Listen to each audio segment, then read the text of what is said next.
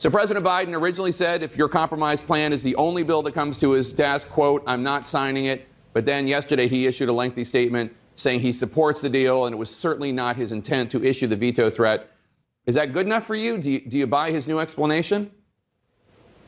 Well, I do take the president at his word, and over the weeks and weeks of negotiations with Democrats and with the White House on an infrastructure bill, the president's other agenda was never linked to the infrastructure effort. We came to an agreement on the infrastructure effort in a way that I think is really impressive. As you know, it is true infrastructure. Bridges, roads, rail, electric utility support, and so forth, and without raising taxes. And so this is a bill which stands on its own. I am totally confident the president will sign it if it comes to his desk. The real challenge is whether the Democrats can get their act together and get it on his desk.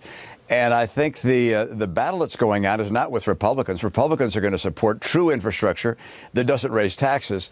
But Democrats want to do a lot of other things, and I think they're the ones that are having a hard time deciding how to proceed. Take a listen to what President Biden said about his faith in you and in this agreement on Thursday. Mitt Romney's never broken his word to me. The people I was with today are people that I trust. I don't agree with them on a lot of things, but I trust them when they say, this is a deal, we'll stick to the deal. So you just heard the president say he trusts you. Based on the whiplash over the last few days, do you trust the president? I do trust the president, and he made very clear in the much larger statement that came out over the weekend, carefully crafted and thought through piece by piece, that if the infrastructure bill reaches his desk and it comes alone, he will sign it. At the same time, I recognize that he and his Democrat colleagues want more than that. They want other legislation as well.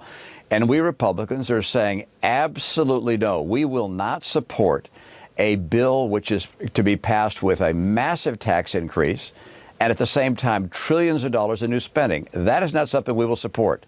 But fixing the infrastructure in our country, fixing our airports and our roads and bridges, transit system, rail, those are the kinds of things we will support.